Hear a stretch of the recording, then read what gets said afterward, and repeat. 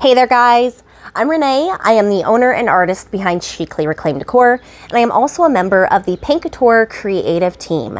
And in this tutorial, I'm going to take you through the process of how I created this French Baroque vintage inspired cameo jewelry box using iFlex wood products. And don't forget to like, comment, and subscribe so you can be notified when the Couture creative team uploads new tutorials. I'm using Couture's Premium Plus 2-in-1 Bonding and Blocking Primer and the color gray to prime this piece to be painted, and always make sure to stir your product thoroughly before you begin.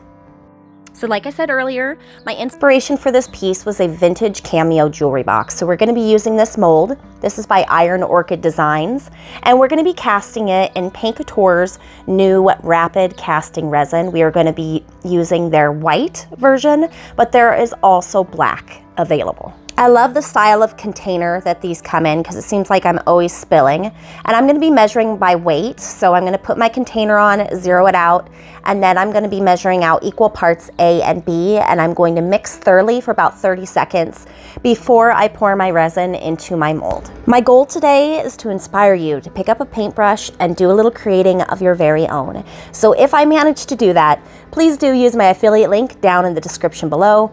You are not charged any extra for doing so, but Couture will give me a little thank you in return. So thank you for that support. After about 10 minutes, your new resin cast piece is ready to remove from your mold. I'm going for a very dimensional design with lots of layers. So I'm going to be using this Ciao Bella over the hedge stencil and Couture's embossing medium to add a beautiful raised stencil to the top of this jewelry box. This is a wonderfully thick yet smooth acrylic plaster that's great for creating a raised stencil type design. And I'm using a gloved hand, and I'm just making sure to smooth this product into all the little nooks and crannies on the stencil. And then I'm going to wipe off any excess before I remove this stencil, starting from one direction and pulling upwards. So my inspiration behind this design was actually this vintage cameo jewelry box right here. I'm not only trying to recreate the ornate detail that this jewelry box has, but I'm also trying to add an element as if it had one time been gold plated, but it had chipped away as the years had gone by, to reveal maybe a substandard silver medal underneath. And this is what it looked like when I was all done with that step. And a little trick I have to prevent the freshly painted top and bottom from sticking, causing chipping, is I will put a little piece of cardboard in between. I want to add a raised stencil to the sides as well, but it's very curvy, this Bombay jewelry box. So I'm going to be using this Casablanca Stick and Style stencil by Redesign with Prima. This just makes it really easy when you're working on a project that has a lot of curves like this, because it already has a self-adhesive backing. And I'll be adding this stencil on all sides of this little box.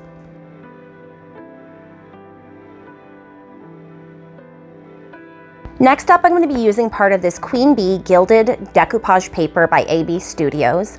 I'm going to be using a wet paintbrush to remove this gold wreath from the rest of the rice paper. And I'm just using that paintbrush to trace around the image that I want to remove. And this will allow me to easily and cleanly tear this image away from the remainder of the rice paper. And it also provides a nice feathered edge for this image to cleanly blend into your painted piece. And as you can see down in the left-hand corner, my idea is to layer this cameo mold over top of this rice paper. That way it looks like it's surrounded by a beautiful gold crest. When you're decoupaging, it's really important to lay down a light, preferably white color. I'm going to be using Italian Ivory by Couture. You do this so that way the true colors and the decoupage paper can show through.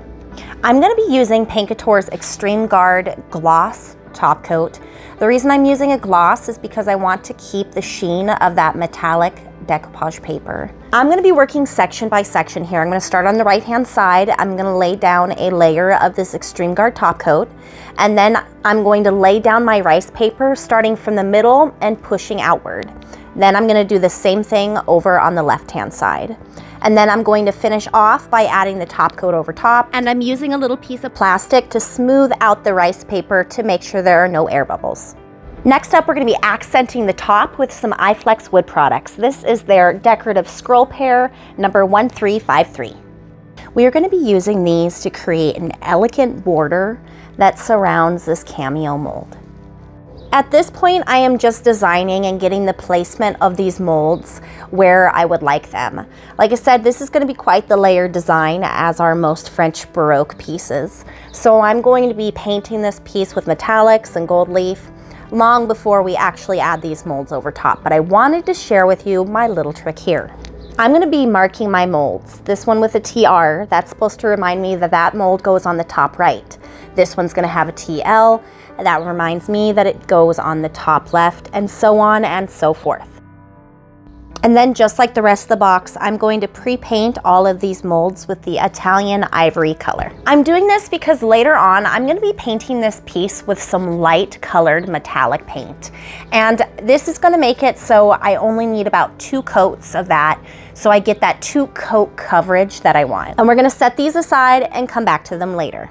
Hands down, my absolute favorite mold that iFlex Wood Products produces is their variety of trim moldings. When heat is applied to these molds, they become flexible, making them super easy to wrap around corners or to contour to a variety of different surfaces. As you can see here, I'm heating this roll of trim up with a heat gun, and then I'm just slowly unraveling it. I also just find it very convenient that I don't have to use a silicone mold to cast one piece of trim at a time. I can unroll this trim and cut it to whatever length I may need. As you can see, I've added the trim onto my box and I'm going to warm it up before I cut it to fit. And then I'm just going to continue on with that process of cutting this iFlex pearl trim to fit on the top of this jewelry box lid. I like to use Titebond Quick and Thick. This is a multi-surface glue, but you can use any wood glue of your choice. I'm going to put a bead of glue on the back and then smooth it out so it's nice and even. Then I'm going to add it to my piece, warm this mold up so it becomes flexible, and I'm going to press it firmly into place, and then I'm going to wipe off any excess glue that may seep out the sides.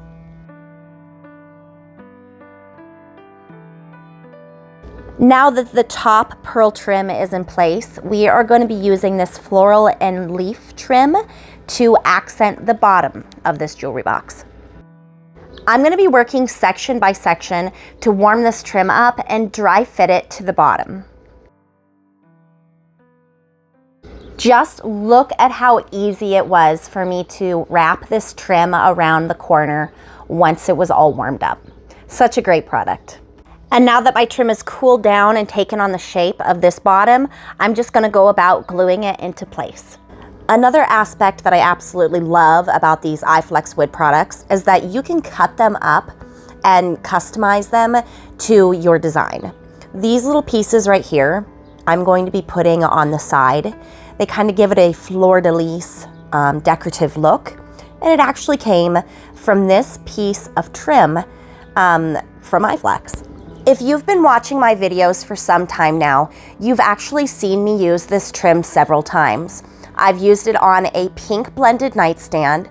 I used it to redesign a French Baroque mirror, and now I'm using the leftover pieces to design this jewelry box. And as you can see here, customizing them is so easy. You just heat them up and then you just cut them with a nice pair of sharp scissors. And any jagged or uneven edges like this, I'm just going to come through with a piece of 80 grit sandpaper and then a 240 grit sandpaper to sand that so it is nice and smooth. Now that we have our trim on our jewelry box and our molds are all prepared, we are ready to start talking paint. So I'm going to be using Caribbean Coral. This is part of Couture Paint's acrylic mineral line. It's a perfect color for that vintage cameo look that I'm going for, and I'm going to use it not only to paint the outside, but I'm also going to use it here as a type of glaze. So as you can see, I stippled it over top of the cameo mold and then I wiped off any excess with a paper towel. I then used a dry brushing technique over the rest of this mold to bring attention to all the beautiful details. Next up, I'm going to be using Vintage Lace Luxe Metallic as well as Champagne Heavy Metal Metallic Paint by Couture. Remember to thoroughly stir the heavy metal paint because it does have actual metal in it. And I'm going to be taking both of these paints and I'm going to be using them to create a duo-toned blend on these molds as well as the jewelry box itself. I'm using a small artist's brush and a stippling motion to apply this metallic paint to these molds. The stippling dabbing motion just helps me to get into all the little grooves on these intricate detailed molds. I'm doing a two-tone blend because I'm trying to mimic a gold-plated mirror I saw growing up. In some areas, the gold plating had completely chipped off, and in some areas, it was just starting to fade, giving the aged finish a variety of different tones. And that's what I'm trying to mimic here by doing this blend. And remember, you're going for an aged look, so there is no need to stress about getting this blend perfect here. But remember, when you are finishing off, to brush in one direction. That way you have no brush strokes with this metallic paint. This is just our first coat of blended paint. I'm going to be coming in and doing 2 coats. As I said earlier, we put down that nice white base, so we should be able to get that 2-coat coverage. Don't let blending intimidate you, especially when you're working with 2 very similar colors like we're doing here. On the left, I have put down a layer of the Champagne Heavy Metal Metallic, and on the right, I have laid down the Vintage Lace. Now I'm taking a neutral blending brush or a brush that doesn't have any paint on it, and I'm simply using it to brush in one direction. And then I'm just going to continue on with that process to blend out the rest of this jewelry box. Next up, we're going to start working with our gold leaf. I'm going to be using Couture's Extreme Guard Gloss Top Coat to apply this. I always like to have a nice soft makeup brush and then a little bit stiffer bristled paintbrush. Working section by section, I'm going to lay down a layer of this top coat, and then I'm going to take a piece of the gold leaf and I'm going to press it on top using the soft bristle makeup brush. I like to wait a minute or so the top coat can have time to dry, and then I'm going to come through and remove any excess gold foil with that stiff bristled paintbrush. And remember, you're going for a chippy, aged, distressed look with your gold leaf. So as you can see here, I'm actually coming back and distressing this gold leaf with my finger. And don't be afraid to experiment and play around with how you add your gold foil over top. You can crumple up your leaf before you add it, and it'll add just a different texture to your design. So just let your creative self go wild. And here's an up-close look at what we have down so far. I continued on with that process to add the gold leaf onto the jewelry box, and then I also added the gold leaf onto the iFlex wood molds as well.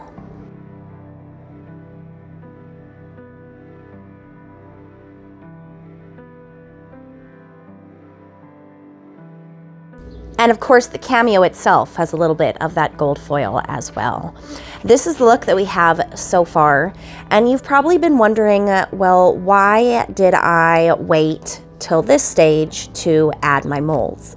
Well, it's because I'm going to be coming through with Couture's Rose Gold Luxe Metallic Paint, and I'm going to be hand painting the raised stencil designs that we've added to the top and the sides. I really wanted this jewelry box to look like it was not only plated in gold, but it also had an intricate rose gold detailing.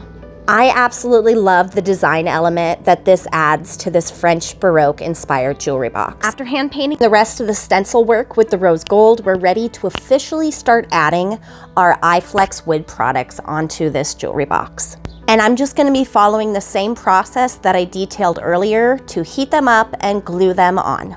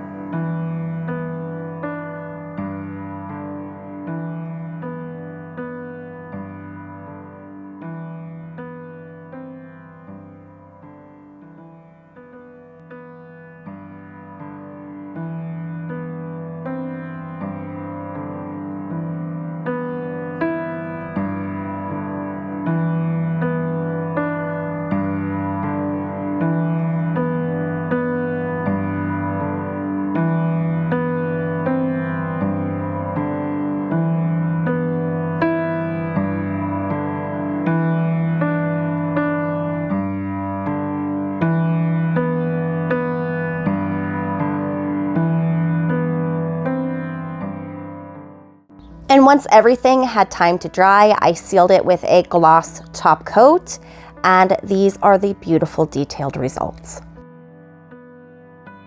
Thanks so much for watching, guys. I'm Renee. I'm the owner and artist behind Chicly Reclaimed Decor, and I hope you enjoyed this tutorial where I showed you just what you can create using iFlex wood products. And don't forget to like, comment, and subscribe so you can be notified when more tutorials are uploaded. And I hope I've inspired you to pick up a paintbrush and do a little creating of your very own.